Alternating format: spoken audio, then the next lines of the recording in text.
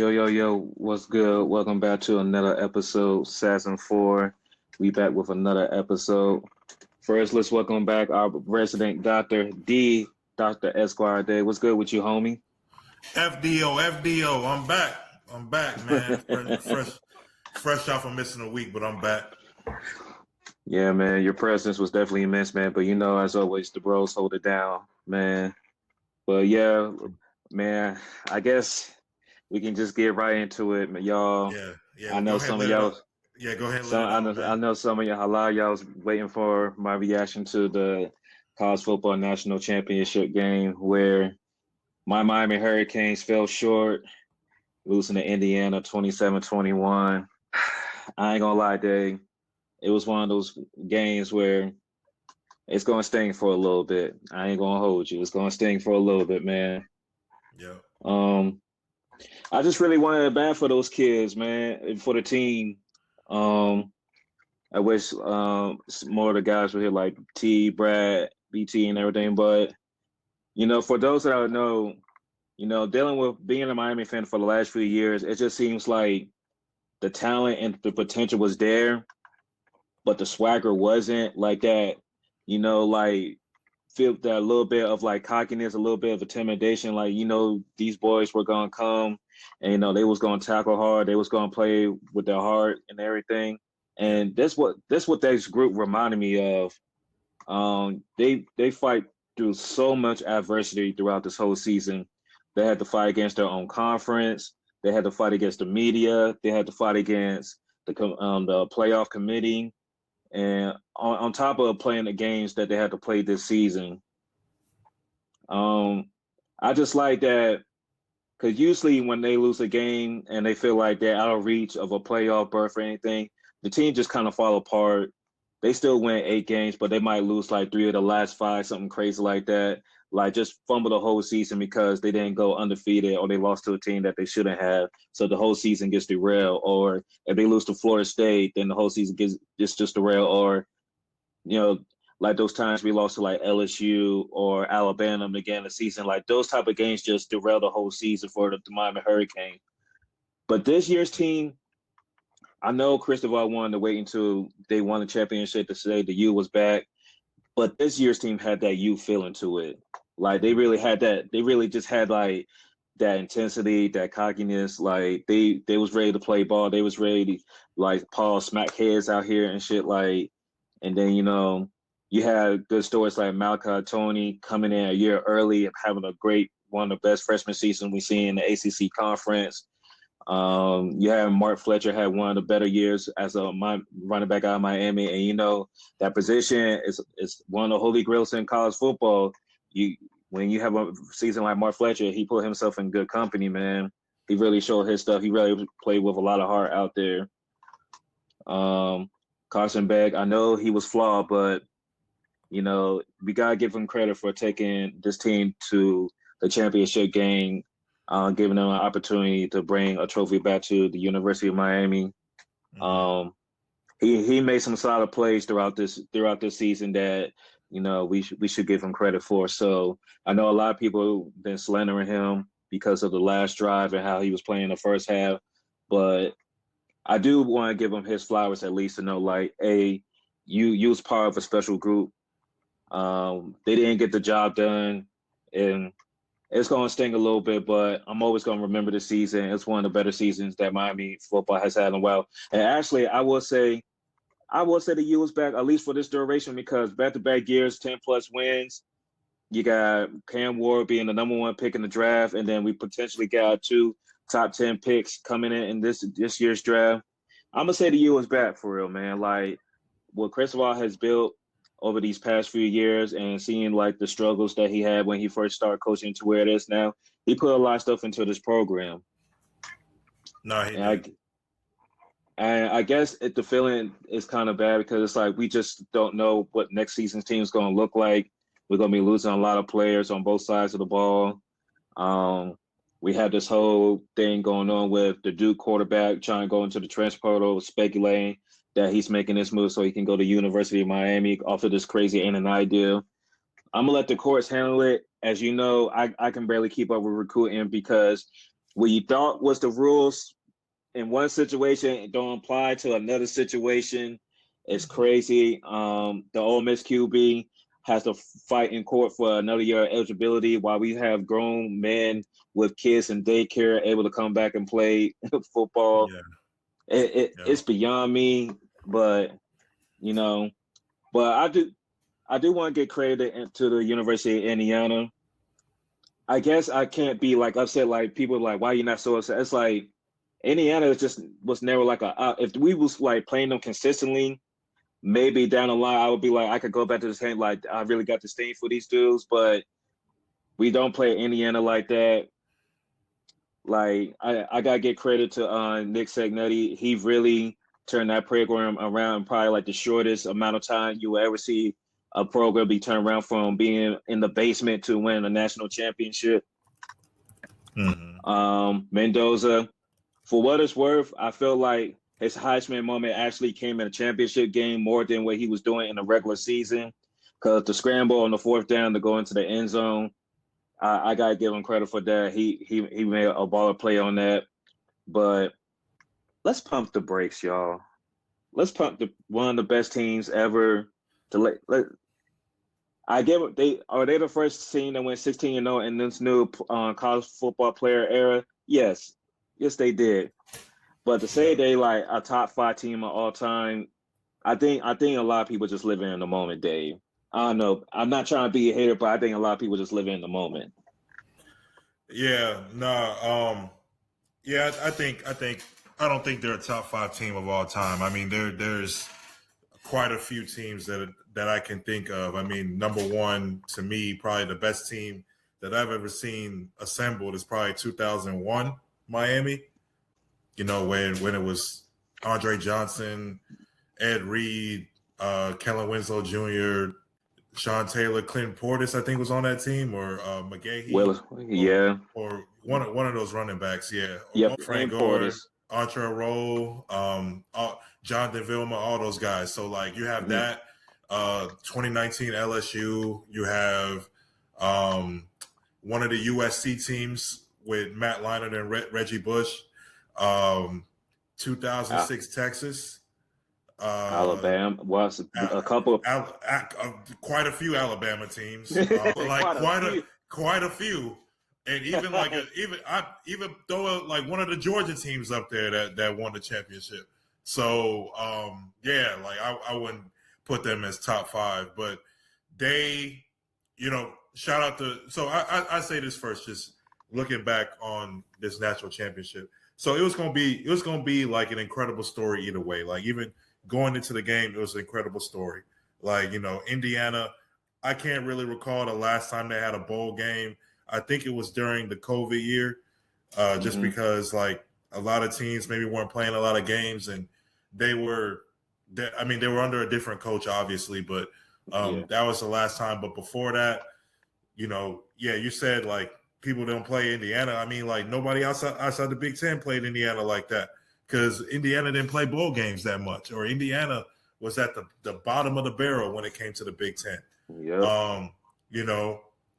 So yeah, I mean, like props to Kirk Cignetti. I mean, this is he's from the Nick Saban tree, just like a lot of other coaches are. So you can see like when he's coaching, I guess like when you watch him on the sidelines, you can see a lot. Oh shit! Nick. I'm sorry.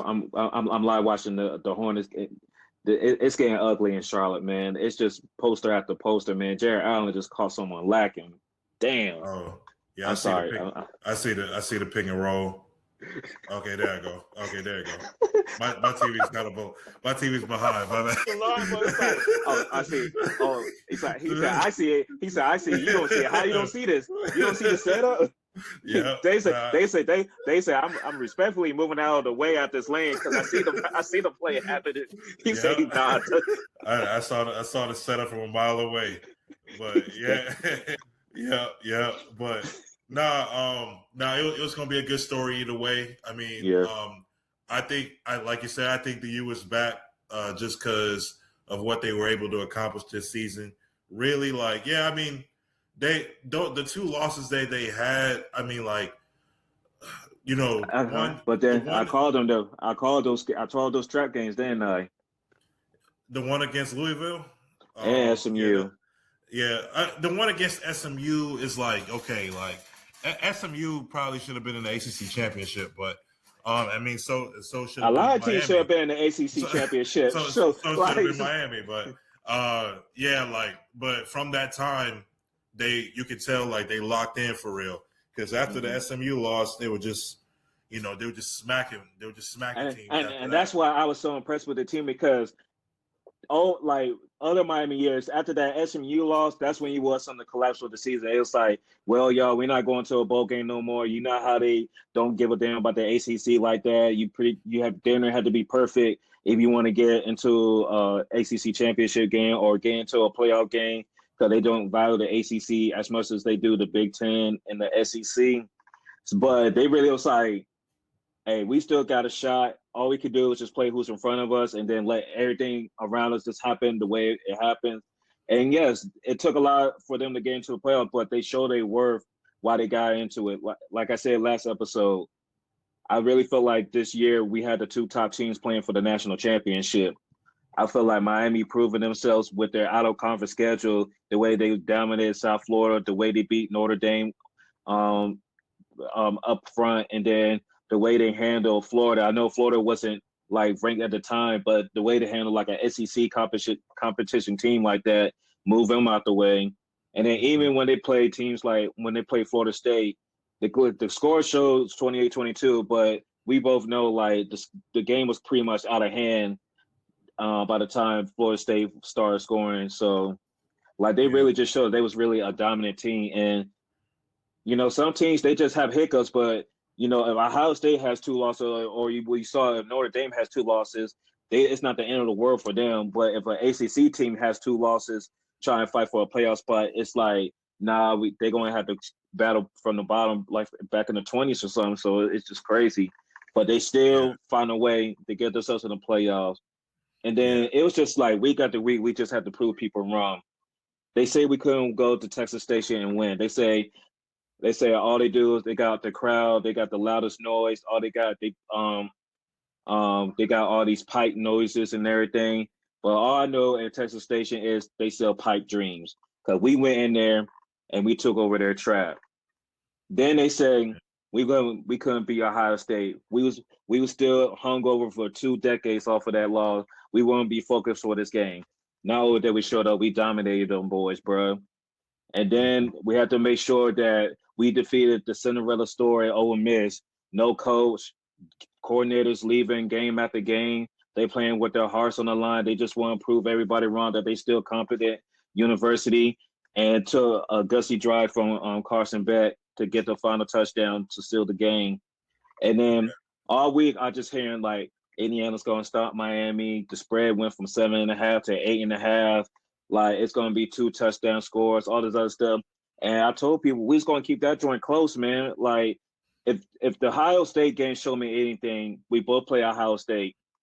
It was 13-10 for them, and we smacked Ohio State. I was like, we both got people in the trenches that's going to dictate how this game is going to go. So we're not going to be no pushovers like they did Alabama and what they did to Oregon. So I just like how they stepped up. And people can't say a lot, but honestly, the game came down to the block punt and us missing the field goal. That's literally a 10-point swing. I know people were frustrated with some of the calls and everything. I'm not trying to get to that point. I'm not trying to get that pay. But I promise you, I'm on BS time for the time being, Dave. I'm on BS. Like, go ahead, have it, man. Go ahead. Because the way I feel when we get to different topics, I'm just gonna come way negative because I'm just pissed off. So my energy is gonna be negative for a lot of things going for probably like the next couple of months. I ain't gonna lie to you, bro. I promise this New Year's that I was gonna come in on BS on this pod, bro. I told you, like I was on BS last week, bro. I was picking everybody didn't want to win, dog. Yeah, I wanted the Bills to win, man. I told them. You see, look at y'all. Y'all had y'all faith in Josh. Y'all talk all smack about Josh Allen. And then y'all just savior. I don't talk smack about Josh Allen because I actually like Josh Allen. I like Josh Allen. Josh Allen's one of my favorite. He's one of my favorite quarterbacks, but he did fail. He did fail me last week. He Don't worry, failed me. CJ Stroud failed me too, son. He failed me too. He failed me too. What's his name? 49ers just got smacked. God. I didn't care about none of that. I didn't care about that name at all. I actually found myself rooting for Chicago. Actually, I picked Chicago too. I picked Chicago last week. I just found I was like the Rams DB is gonna be slaw, and they almost had it. They almost did, but we found out K Williams not Jaden Daniels. That's all.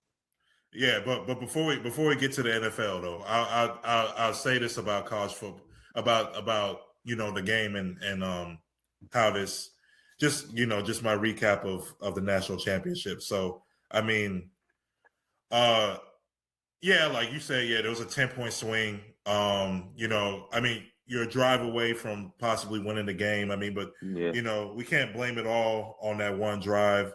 There was like kind of a slow start to the game. A little bit. Our offense was trash.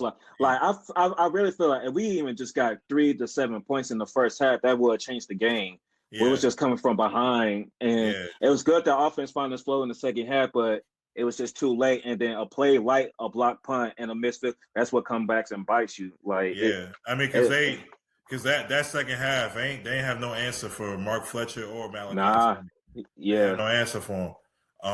But also I think it was Surratt or Becker. They were making for Indiana. They were making some crazy catches. They were making some crazy, but like back shoulder type catches. Man, I swear, on third and fourth down too. I swear, Indiana is that dude that you play on the sticks, and they span the same play throughout the whole drive. That back shoulder pass was literally the span.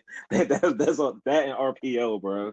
I mean, it worked, but damn, man, it's like they just spamming the same play, son. That shit was crazy. But it just came down the difference was I don't think Indiana, or at least like Fernando Mendoza, he didn't turn the ball over. He had no turnovers.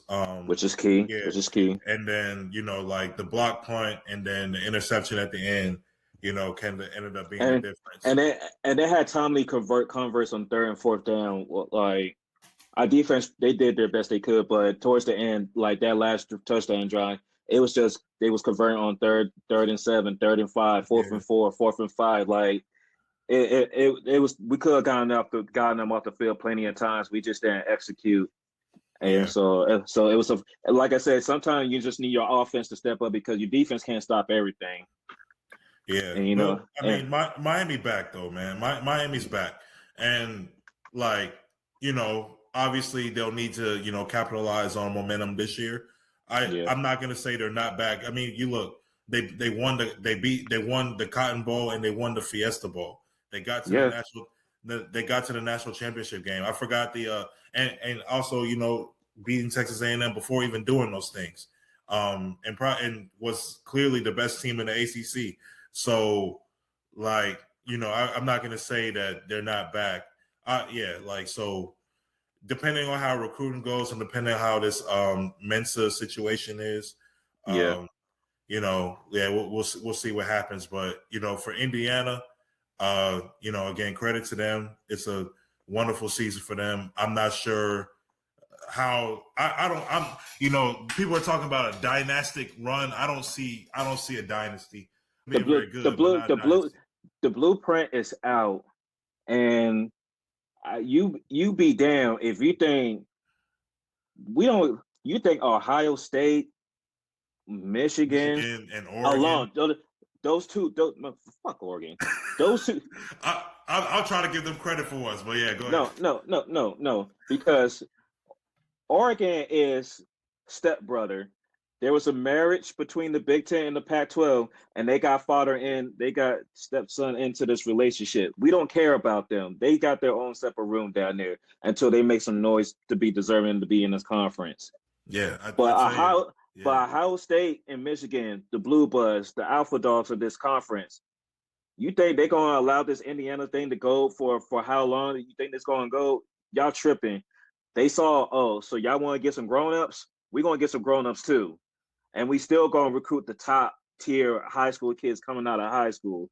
So I feel like Indiana got momentum. I'm not saying this is going to be like their last year of being good or anything like that, but people thinking this is about to be like a 10-year stretch of like Indiana dominating the Big Ten. I'd be surprised if you don't think Ohio State and Michigan are going to step in and be like, oh, y'all got us out there. We got Big Ten money too. We got alumni too over here. So, I agree because that's what I'm thinking. That's what I'm thinking about. I mean, Ohio State and Michigan not going to sit idle around this, and don't let teams like USC get better as well. So, just gotta see how we're just gonna see how the transfer portal thing gonna go. Yeah, we're gonna have to see how NIL and the transfer portal works out. But with Indiana, enjoy the championship. The state of Indiana enjoy this because y'all made a lot of sacrifices for this championship. Y'all sacrificed. Y'all really did.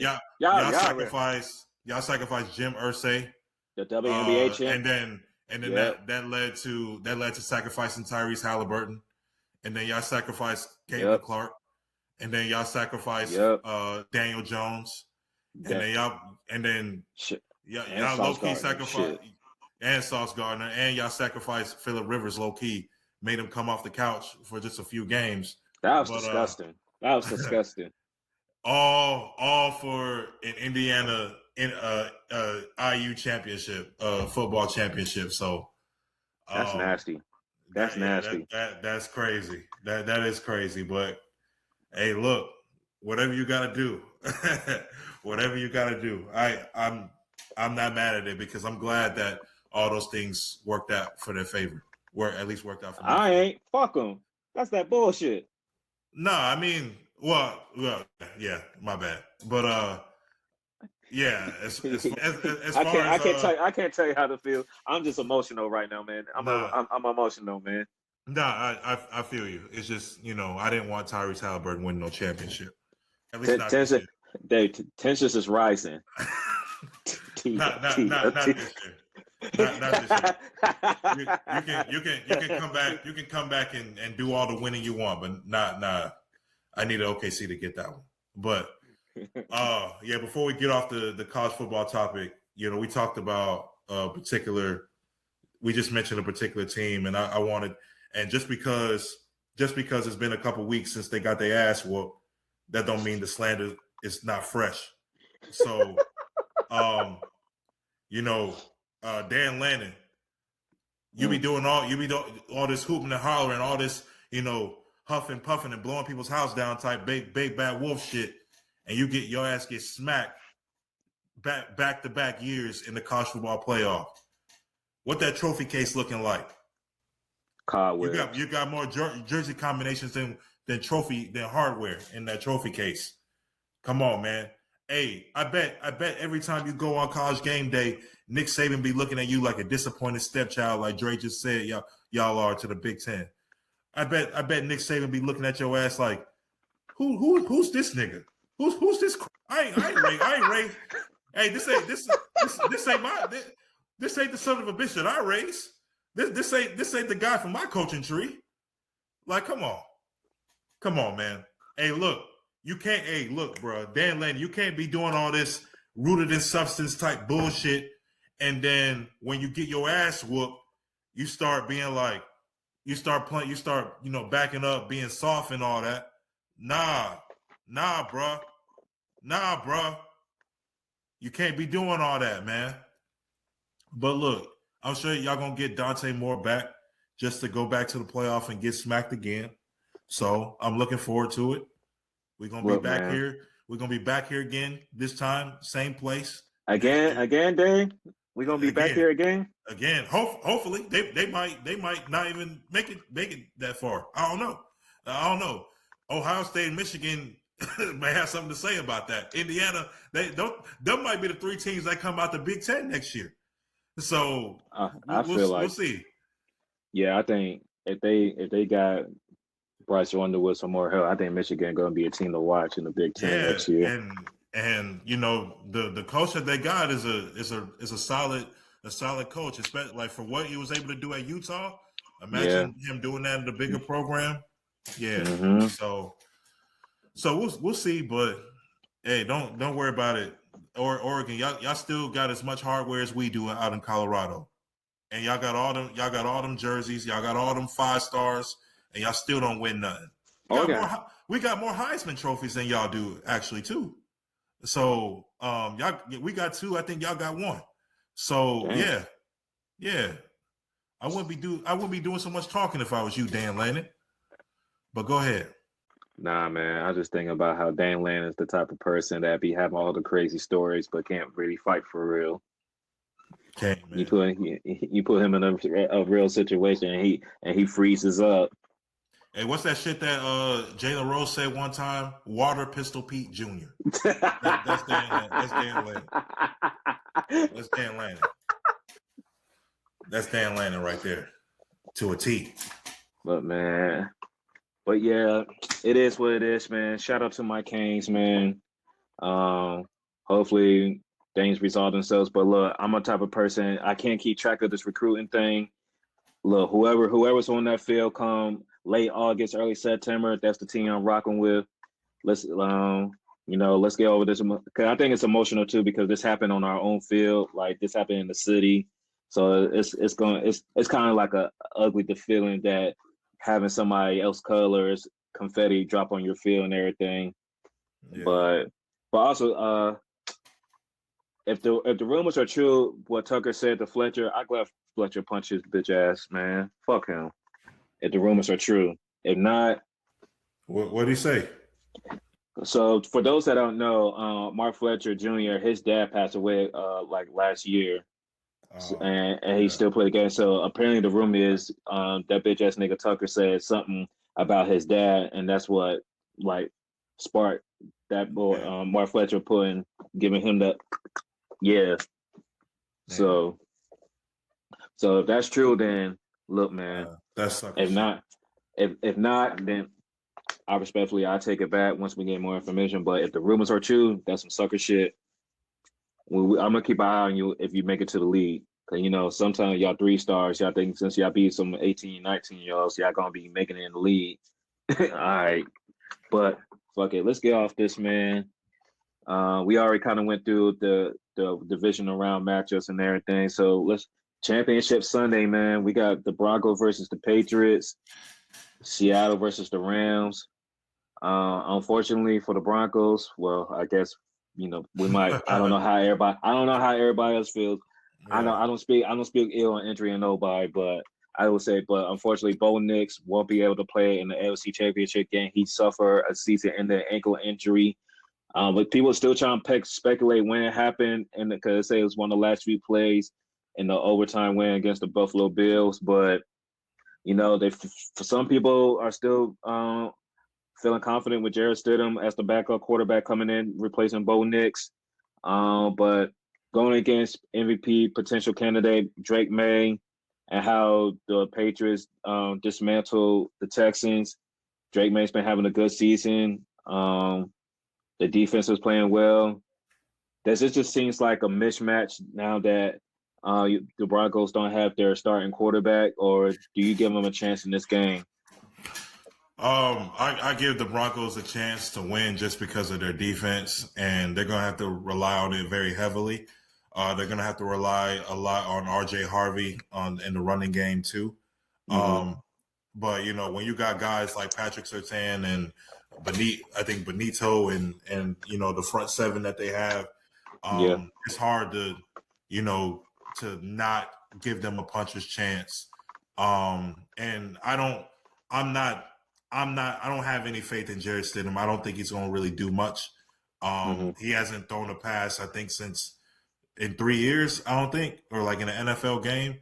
I mean, not that really means anything. I mean, he practices every day. So but when I look at the matchups, I mean, because Drake May, I don't give Denver's offense much of a chance because of the Patriots defense as well. And then, it's two really good defenses. And then, you got the Patriots offense, which we've seen, and with the Broncos, we've seen teams put points up on them before. So I'm not going to put it past New England to be able to not put points up against them. So Yeah. I am giving the leverage and the advantage to the Patriots, just because one, they have the better quarterback, obviously. I think they have the better coach. I think they're going to be well coached. I think Mike Vrabel is going to outcoach Sean Payton, and also I think that the Patriots will be able to win in the trenches. I think they'll be able to do that. I think the Patriots will have the more successful offense, both passing and running. Yeah, and I just want the Patriots to win just for the sake of TV ratings in the Super Bowl, because I do not want to see no Jarrett Stidham in the Super Bowl. Unfortunately, like this is the matchup that the NFL wanted, Patriots Broncos. I'm sure, because the best two teams in the AFC. But it's a shame that Bo Nix is unable to go. Because I mean, honestly, if he was healthy, it's a really compelling matchup. But I'm going with the Patriots. I'm pulling on wax. If Bo Nix was playing in this game, I was probably going to pick the Denver Broncos. It just seemed like they just find ways to win. I know it was the Giants, but the way they came back against the Giants, the way they handled the Eagles in Philly, the way they pretty much exposed the Kansas City Chiefs, like Denver. Is Bo Nix the best quarterback in the league? No, but they just find ways to win, and it's something when a team's been consistent from year one to year two, because all the quarterbacks from the year 2024, he's the only one that has been back-to-back playoffs coming out of the gate, and he has 10 plus wins each season since he's been into the league. So there's something there, and you even saw it against the Buffalo Bills. He was making plays down the stretch, giving his team a chance to win, and he was clutch going down the field and getting that touchdown before the Bills eventually came back and tied it up before the winning the overtime, and then eventually Broncos went and won the game. So because sometimes you just have momentum. Like I seen it last year with my own squad with the Washington Commanders when Jay Daniels was on, when the team was on, when he can cover the defense like he did last year. It's like when you just have momentum on the side and you can win in the fourth quarter, anything can happen. I feel like the Denver Broncos just had that type of momentum this year, alongside the Chicago Bears this year. They was making plays. Everything wasn't just on the quarterback. The defense was crazy hot on getting turnovers. But I was really like the class of 2024 when it comes to these QBs just been showing out these last couple of years, man. Outside of a couple, jury's still out on Penix and McCarthy. I think I already know how this gen going to go for them, but I give everybody a chance. But getting back to actual people that's actually playing good football, ain't no jury out on JJ McCarthy. That nigga suck. Straight up. Straight up. Ain't no jury out. The verdict is in. The verdict is in. The verdict is in. Like, I'm just saying. But I just think it's still going to be a close game. But I think the Patriots going to maybe have one or two explosive plays that's going to be enough to defeat Denver. Because I feel like if Denver's offense is not putting punch on the board, eventually that defense gets worn down, and then I just see the Patriots going to the Super Bowl. But with another intriguing matchup, the NFC West Invitational playoffs on the NFC side has come down to the Seattle Seahawks versus the Los Angeles Rams. Mm-hmm. These two teams, they've been going at it this year, man. We got the potential MVP and Matthew Stafford with Devontae and Puka and the Rams defense. Well, front seven, that DB core be sus. Versus Seattle, Sam Darnold trying to take this team to the Super Bowl, try to prove some doubters wrong. You got a good DB core in Seattle, kind of like how it was back in the day with the Legion of Boom. Solid defense. Matt McDonald trying to go to his first Super Bowl as a head coach. There's a lot of storylines going into this game, Dave, just like in the AFC. But yeah, who you got in this game, man? Yeah, I'm glad this is the second game of the day, because this is probably will be the best game of the day. Man, it's a toss up, to be honest with you, but Sam Darnold I know he beat them the last time they played. I know Crazy it game. was a crazy wild game. And you know, at one point in that game, they were down, I think 16. And they were able to, you know, come back and send it to overtime. But you know, I mean, the Rams are kind of his kryptonite a little bit, because keep in mind, this is the team. The Rams are the team that took him out the playoffs last year, in the wild card round. And you know, and we saw how he looked against them in LA. You know, the first game. Granted, this game will be in Seattle. Seattle's a very tough place to play, especially, you know, for the NFC Championship. Yeah. Man, it's really a toss up. You can go either way, but I'm gonna pick the Rams by a slight margin, probably by a field goal or even less than that. I just think, you know, Matthew Stafford is going to come down to him. It's going to come down to him being able to make a play on the final drive. And I think, you know, when you have guys like Puka Nacua and Devontae Adams, guys that, especially Devontae Adams, who's been around for, I think, over 10 years and didn't get to that mountaintop with Green Bay and has a chance to do it with the Rams. I think, you know, he's going to try to seize the opportunity. And yeah, granted, like Seattle has a really good defense. Yeah, they have a really good defense. I think it's going to be one of those like 21-17s, like 20, like it's going to be like moderate scoring. It's not going to be like in the 30s like it was last time. But I do think JSN is going to get off on the Rams defense though. He will. He will. It don't matter who the matchup is. It don't matter who's covering. He's gonna get off. But I honestly can't really say the same for the Rams. I mean, because I've seen Devontae not produce as much as I thought he would during this postseason. And Seattle has some good corner. I mean, like they have some good players on the. They got Woolen. They got what's my name? Ernest Jones. Jones, and it's the other one. He out there too. The other corner or the the other corner. Yeah. Yeah, I forgot his name. I forgot. Dang. Because Woolen gave my little nephew some gloves and stuff like that. Like he's solid for real. Tyree Woolen. But because he was another tough DB, but Seattle defense style. They still got Leonard Williams on the D line. He be out there making plays and shit. So yeah. I think at this point it's funny. I think the football world probably wants to see New England versus the Rams because you got the two like MVP candidates playing against each other. I don't think Seattle would be a bad match either. Yeah. I'm gonna pick Seattle because the Rams have been playing with fire for the past 2 weeks in these playoffs.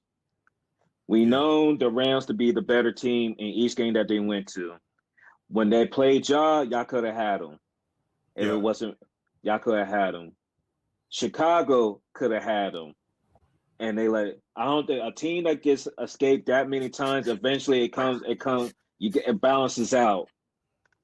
So I know the sexy pick is probably, you know, Patriots versus the Rams. Yeah. But I wouldn't be surprised if Seattle comes out and win this game, especially if Sam Darnold doesn't do too much.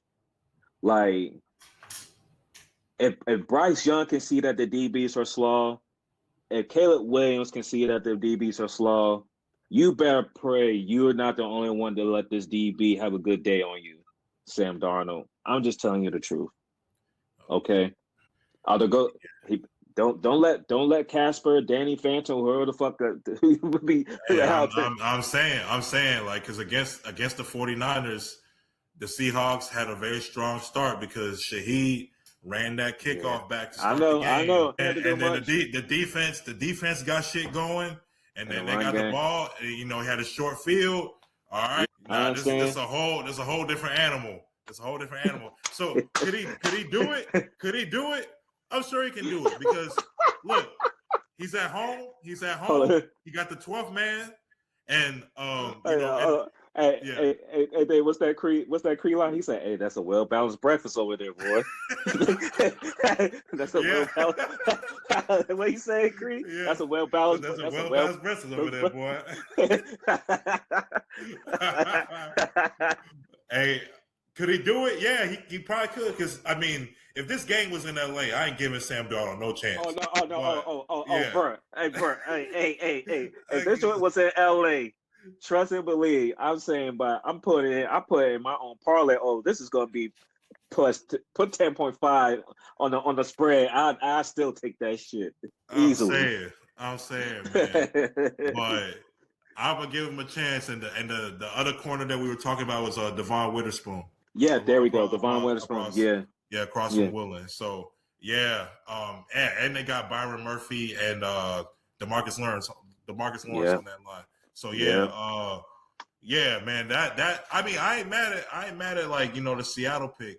I'm going with the Rams pick just because one, like you said, it's the sexier pick, and I just wanna. It's to me the nicer Super Bowl matchup will be Patriots versus Rams because you got this shit gonna be all fucked up when when Denver wins. this episode's gonna go all those shit. And shout out to my boy CP, man. He Denver Broncos fan. He be holding it down for them, man. He was talking about how they he called me when they won the last game. Hey, look, CP, look. I'll probably talking directly to the fan here. I'm talking to because I know he be watching the show. Hey, my boy CP. If y'all somehow win this game against the Patriots, you can come on the episode and talk your shit, dog. Yeah, because you got to. You could come on and talk your shit. You can come on and talk your shit. But I'm just going with the team that has the one QB from the 2024 class playing in that game. So by default, I'm going with the Patriots. But yeah, man. Off the strength, like, look, you got the top two MVP candidates, Stafford and. I know it's a sexy. You could, ESPN be looking for stories, so they can run that joint for 2 weeks easily. That'd be easy work for them. Exactly. And, they don't want the Seattle Denver game. No Drake, no Matthew Stafford, Sam Darnold, and Jarrett Stidham. They don't want that. Yeah, man, Sam Darnold versus Jarrett Stidham, man. Hell no. Hell no. Hey, look, they're gonna have to sell it on Pat Surtain the second. That's the draw. Pat Surtain the second. Fucking Benito and all them damn man. They're gonna have to sell the defense. Damn, RJ Harvey gonna be a star in the Super Bowl, bro. Hey, that's crazy. That is nuts.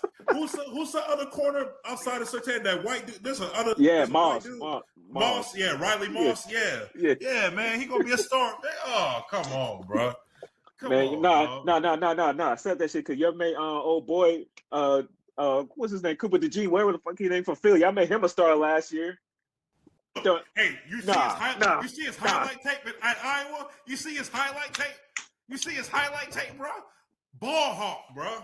Ball hawk. Hey, give me that. Hey, Hey, offense, get off the field. Get off the field, offense. You see the highlight tape, bro? The Iowa highlight tape, bro. Go look at Cooper DeJean's. Everybody watching, everybody listen. Go look at Cooper DeJean's Iowa highlight tape, bro, and tell me, hey, that dude is a menace. It have been doing Black History. It have been doing Black History Month, man. If he would have done that 2 weeks earlier, I wouldn't say shit.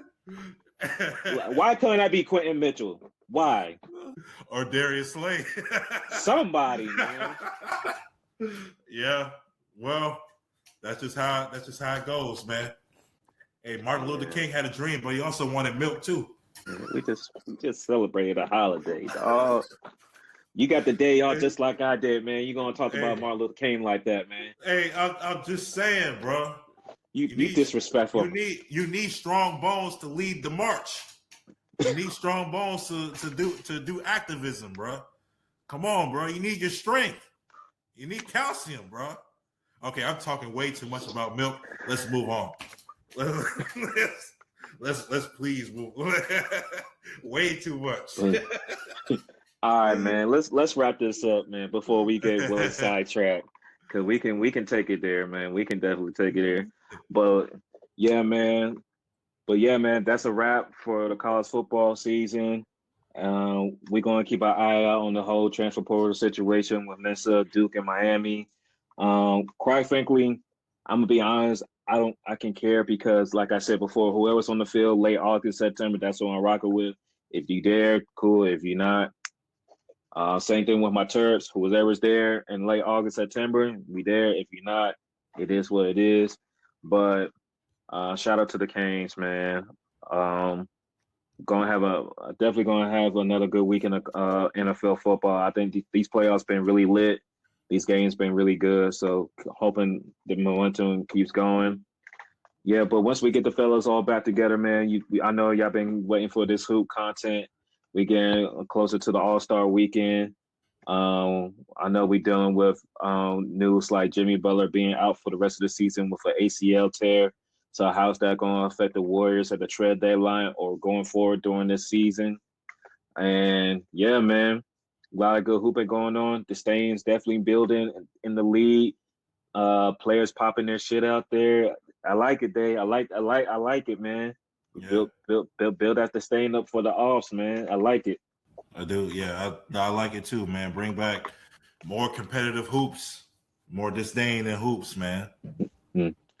And I know some of y'all been asking me, don't worry, we are going to have our women's hoop episode breakdown soon coming up. You just know we just had to get through all this football stuff a little bit. But yeah, all that's coming soon, man. As always, we're out on the road, man. Dave, I see your story, man. You was out entertaining yourself going to a hockey game out in Vegas.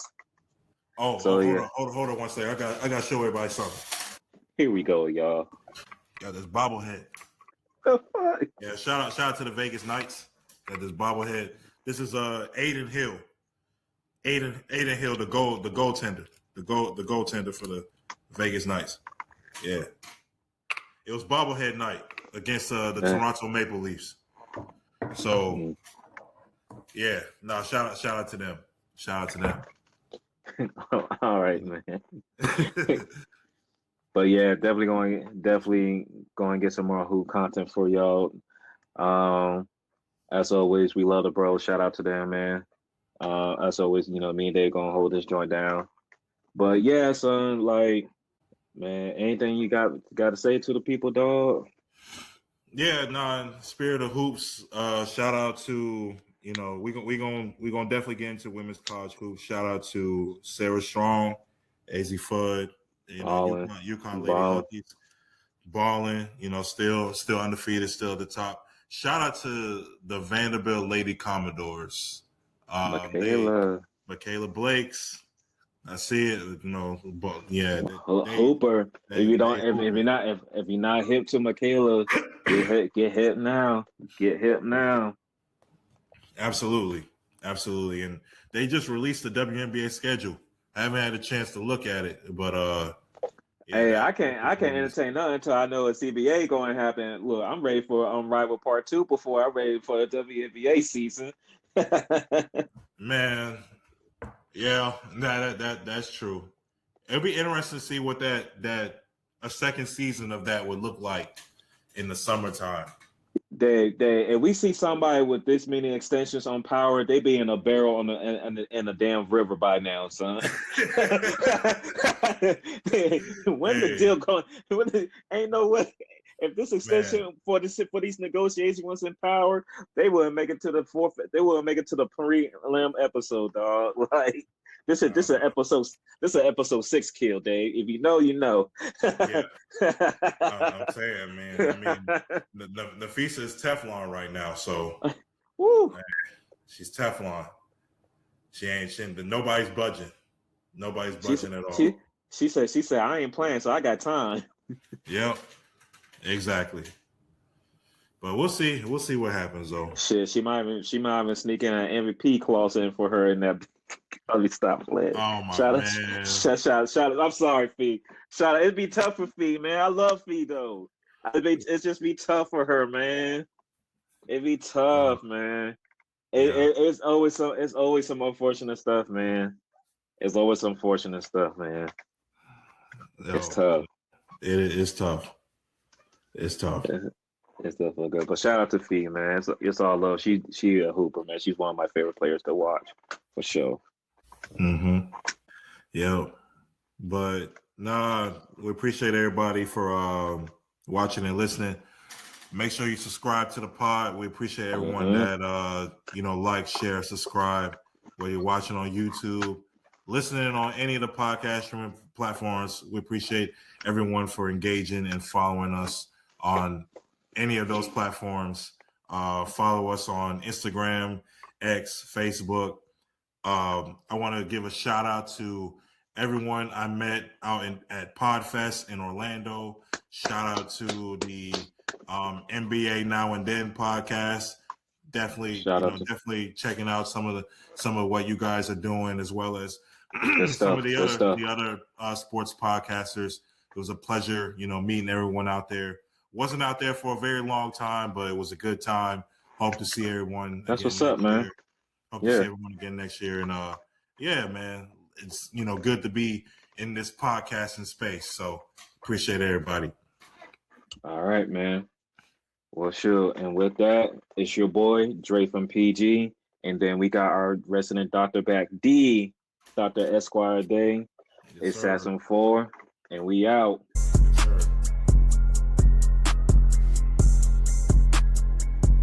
Always gonna be love for the U, baby. Always gonna be love for the U. You is back. You definitely back. God bless him.